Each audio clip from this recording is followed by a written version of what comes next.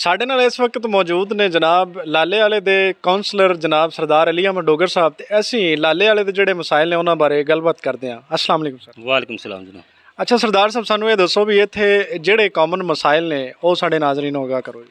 ਸਭ ਤੋਂ ਪਹਿਲੇ ਤਾਂ ਸਾਡੇ ਪਿੰਡ ਦਾ ਮਸਲਾ ਮੇਨ ਮਸਲਾ ਹੈ ਸੀਵਰੇਜ ਦਾ। ਇਹ ਬਹੁਤ ਕਾਫੀ ਦੇਰ ਤੋਂ ਹੈ ਸਾਡੇ ਪਿੰਡ 'ਚ ਕੋਈ ਆ ਦੋ ਤਕਰੀਬਨ ਨੇ ਟੋਏ ਨੇ ਬਣੇ ਹੋਏ ਨੇ, ਇੱਕ ਉਧਰਲੀ ਸਾਈਡ ਤੇ ਇੱਕ ਉਧਰਲੀ ਸਾਈਡ ਤੇ। ਇਸ ਵਜ੍ਹਾ ਤੋਂ ਪੂਰੇ ਪਿੰਡ ਦੇ ਪਾਣੀ ਤੇ ਖਰਾਬ ਹੋ ਗਿਆ।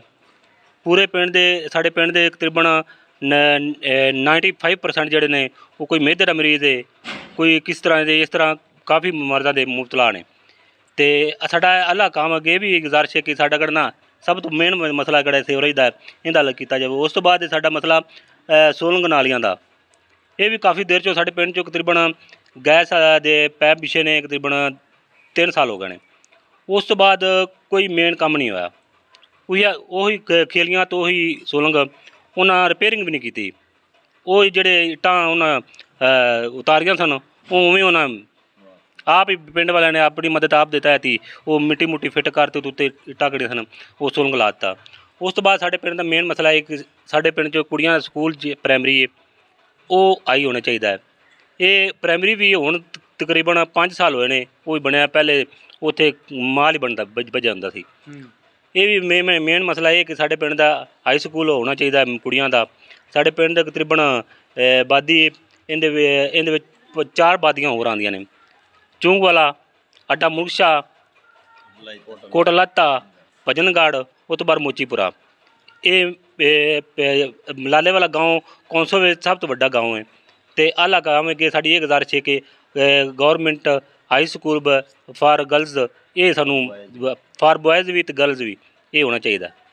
ਅੱਛਾ, ਇਸ ਤੋਂ ਇਲਾਵਾ ਜਿਹੜੀ ਮੇਨ ਤੁਹਾਡੀ ਸੜਕ ਆ ਰਹੀ ਹੈ ਉਹ ਵੀ ਟੁੱਟ ਫੁੱਟ ਦਾ ਸ਼ਿਕਾਰ ਹੈ, ਉਹਦੇ ਬਾਰੇ ਤੁਸੀਂ ਕੀ ਕਹਿਣਾ ਚਾਹੋਗੇ? ਹਾਂ, ਤਕਰੀਬਨ 15-20 ਸਾਲ ਹੋ ਗਏ ਨੇ ਇਹਦੀ ਰਿਪੇਅਰਿੰਗ ਨਹੀਂ ਹੋਈ। ਜਿਹੜਾ ਵੀ MP ਆਉਂਦਾ ਹੈ ਉਹ ਸਾਨੂੰ ਲੋਲੀਪੋਪ ਦੇ ਤੇ ਵੋਟ ਲੈਂਦਾ ਹੈ ਅਤੇ ਚੱਲ ਵੀ ਆਪਣਾ ਰਹਿ ਦਿੰਦਾ ਹੈ। ਸਾਡੇ ਪਿੰਡ ਨਾਲ ਸਤੀਲੀ ਮਾਂ ਜੈਸਾ ਸਲੂਕ ਕੀਤਾ ਜਾਂਦਾ ਹਰ ਦੌਰ 'ਚੋਂ। ਇਸ ਤੋਂ ਇਲਾਵਾ ਤੁਹਾਡੀ ਪਿੰਡ ਦੀ ਵਾਟਰ ਸਪਲਾਈ ਉਹਦੀ ਕੀ ਹਾਲਤ ਹੈ? ਹਾਂ, ਵਾਟਰ ਸਪਲਾਈ ਵੀ ਬਿਹਤਰ ਚੱਲ ਰਿਹਾ ਹੈ ਜੋ ਹੈ, ਪਰ ਕੰਮ ਕਿਹੜਾ ਟੈਂਪਰੇਰੀ ਜੋ ਹੋਇਆ ਵਾ ਹੈ।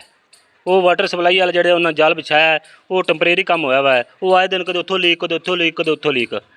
ਉਹ ਕੰਮ ਟੈਂਕੀ ਚੱਲ ਰਹੀ, ਵੈਸੇ ਪਾਣੀ ਵੀ ਉਹ ਨੁਕਸਾਨ ਕਾਫੀ ਹੋਇਆ ਹੈ। ਤਕਰੀਬਨ ਜਿਸ ਟਾਈਮ ਸ਼ੁਰੂ ਹੋਈ ਹੈ ਟੈਂਕੀ ਚਾਲੂ ਹੋਈ ਉਸ ਟਾਈਮ ਬੜੇ ਲੋਕਾਂ ਦੇ ਮਕਾਨ ਪਾਟੇ ਨੇ ਅਤੇ ਕਾਫੀਆਂ ਦੇ ਵਿਚਾਰਿਆਂ ਨੁਕਸਾਨ ਹੋਇਆ ਗਰੀਬਾਂ ਦਾ।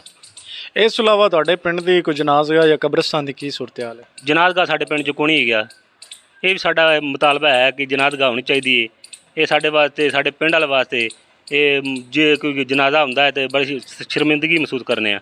ਸਾਡੇ ਵਾਸਤੇ ਜਨਾਜ਼ਗਾਹ ਕੋਈ ਨਹੀਂ ਹੈਗੀ। ਉਹ ਮੇਰੇ ਟਿਊਬਵੈੱਲ 'ਤੇ ਹੈਗਾ, ਥੋੜ੍ਹਾ ਜਿਹਾ ਬਣਿਆ ਵਾ ਹੈ, ਉੱਥੇ ਪੜਾਪੜੂ ਲੈਂਦੇ ਨੇ, ਹੋਰ ਕੋਈ ਜਗ੍ਹਾ ਨਹੀਂ ਹੈਗੀ ਸਾਡੇ ਪਿੰਡ। ਬਹੁਤ ਸ਼ੁਕਰੀਆ।